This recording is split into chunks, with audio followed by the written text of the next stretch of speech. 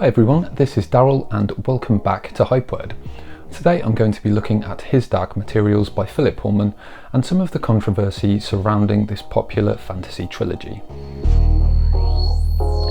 His Dark Materials is the epic fantasy trilogy written by Philip Pullman, which is set in an alternate universe where people have demons, which are physical representations of their souls, which take the form of animals. The demons of children have the ability to change form from one creature to another, but towards the end of a child's puberty, their demon settles into a permanent form which reflects the person's personality. When the person dies, the demon dies too. The trilogy takes place across a multiverse, moving between parallel worlds. In Northern Lights, or The Golden Compass in the US, the first in the trilogy published in 1995, the story takes place in a world with major similarities to our own and follows Lyra as she journeys to the Arctic in search of her missing friend and her imprisoned uncle who has been conducting experiments with a mysterious substance known as dust. The trilogy is reportedly a retelling of John Milton's 17th century poem Paradise Lost, which tells the story of Adam and Eve and of Satan's banishment from heaven. The entire series is a comment on Christian theology and organised religion, which, as you might imagine, is the reason it has attracted a great deal of controversy. In 2008, the series was the second in the top 10 books that individuals and organisations try to have banned in the United States, according to the American Library Association. It was number 8 in the overall books that were attempted to be banned for the decade, stretching from 2000 to 2009 on the ALA's top 100 banned or challenged books list. Harry Potter claimed the top spot.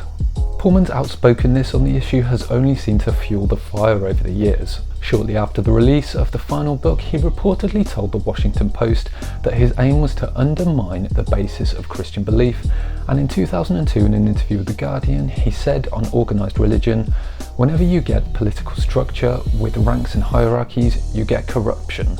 You get people who are more interested in progressing through those ranks than doing good. Power corrupts."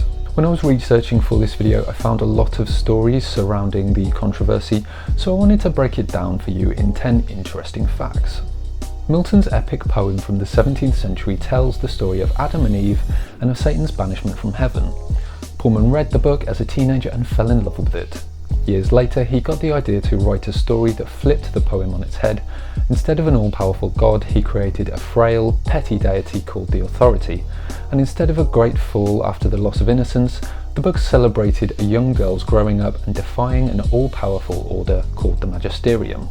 My story resolved itself into an account of the necessity of growing up and the refusal to lament the loss of innocence, he wrote in his introduction to an edition of Paradise Lost.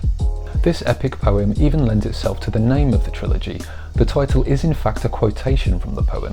"Into this wild abyss, the womb of nature, and perhaps her grave, of neither sea, nor shore, nor air, nor fire, but all these in their pregnant causes mixed, confusedly, and which thus must ever fight, unless the Almighty Maker them ordain his dark materials to create more worlds, into this abyss, the wary fiend stood on the brink of hell and looked a while, pondering his voyage."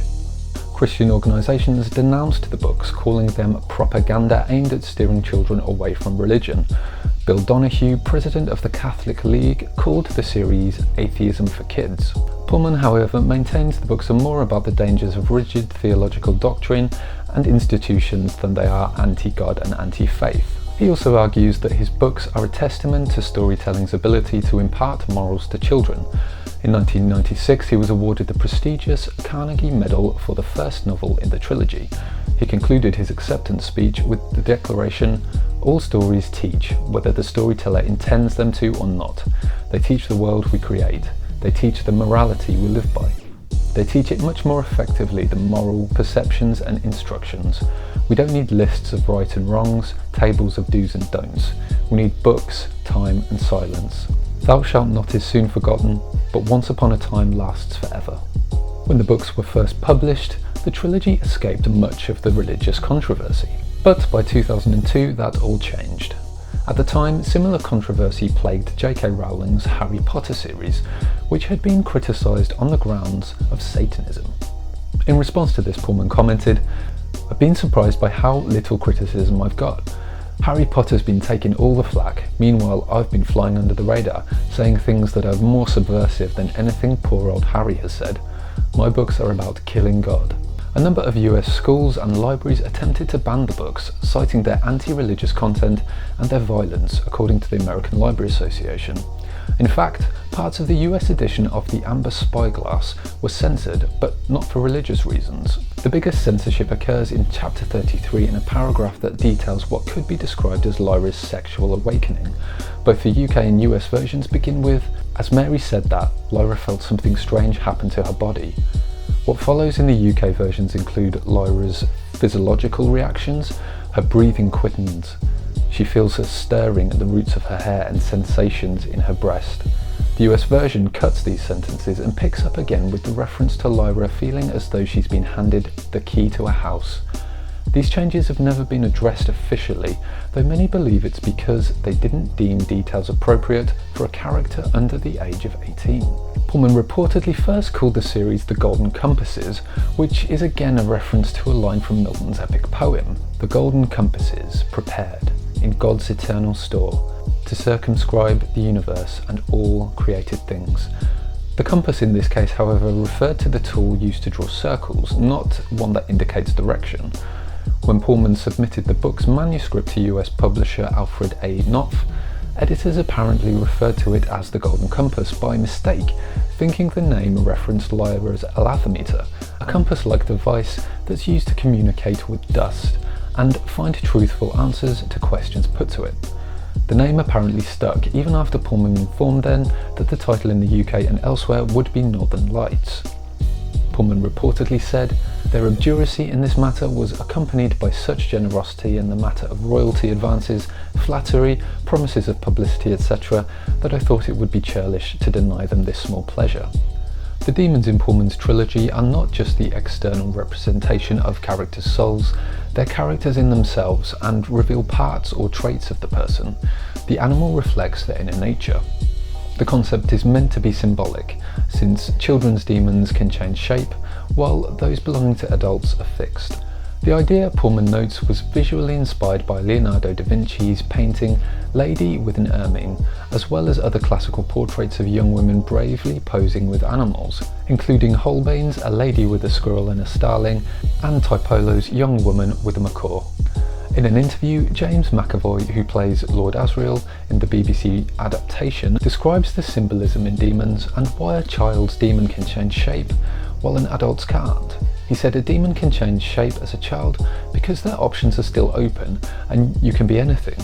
They're still finding out who they are as people. Who am I? That's the question people ask themselves. What is the heart of me? And trying to understand yourself and your journey. The idea that his Dark Materials can be viewed in contrast to C.S. Lewis's Chronicles of Narnia is common among critics. In 2002, UK commentator Peter Hitchens published an article about Pullman titled, "Is this the most dangerous author in Britain?" In it, Pullman was described as the anti-Lewis, a man who writes children's literature that mocks God and ridicules the church. Similarly, the Chronicles of Narnia have also been critiqued for its religious undertones, however, conversely, for its pro-religious message. Pullman has been a vocal critic of Lewis's Narnia series, launching an attack on the novels in his essay The Dark Side of Narnia. In the paper, he condemns Lewis's work as one of the most ugly and poisonous things he has ever read, citing the novels as racist, misogynistic, and loathsome. Journalist Erica Wagner, in her article Divinely Inspired, discusses Pullman's stance towards Lewis's novels, depicting Pullman as a writer intent on pulling down the moral framework that has underpinned Western civilization. She says the two series are opposing forms of propaganda, citing Pullman's views of Lewis's novels as sly propaganda slipped in by the back door, and subsequently calls the author to recognise that his trilogy could be viewed in the same light. Pullman went on to concede Wagner's point, stating, "I suppose you could say that these books are an answer to the challenge thrown down by Lewis in the Narnia books. All books teach, whether they intend to or not. You can't help but reveal your worldview in the story you tell." Side note, James McAvoy was in the Narnia films and the BBC His Dark Materials adaptation. Coincidence? In a radio interview, Pullman claimed that the name of prominent character in the books, the witch Serafina Pekela, was plucked from the Finnish telephone directory. The mystery around dust is central to the books. What you may not know, however, is that dust is based on real scientific but still little known about concept: dark matter. According to contemporary physics, roughly 85% of the mass in the universe consists of dark matter, but the stuff itself has never been observed, which is why scientists still know very little about it, even 20 years after his Dark Materials was published. Pullman uses the mysterious side of dark matter and weaves it into the fantasy narrative. While this concept is based on scientific research, there is one important difference between dust and dark matter. Dust particles are alive and conscious and are attracted to human beings, although not innocent children, a distinction that Pullman uses to draw a parallel between dust and original sin. Pullman reportedly said that he took the name Lyra from what he mistakenly understood to be the author of his favourite childhood hymn, Lyra Davidica. He apparently later discovered that this was in fact Latin for Harp of David, but decided to use it as the name for his hero anyway. The appeal of the character has since led to its popularity as a girl's name. Interestingly, Lyra's surname Belacqua is that of a Florentine craftsman trapped in purgatory in Dante's Divine Comedy. So as you can see, the layers of meaning and symbolism that pervade through his Dark Materials is so intricate we've barely scratched the surface here. No wonder it took Pullman 7 years to write. If you're interested in reading more about the controversy surrounding his Dark Materials and its religious comment, I'll leave a link to a really interesting essay in the description.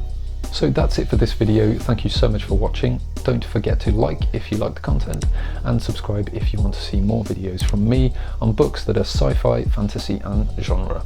Until next time guys, happy reading. Run.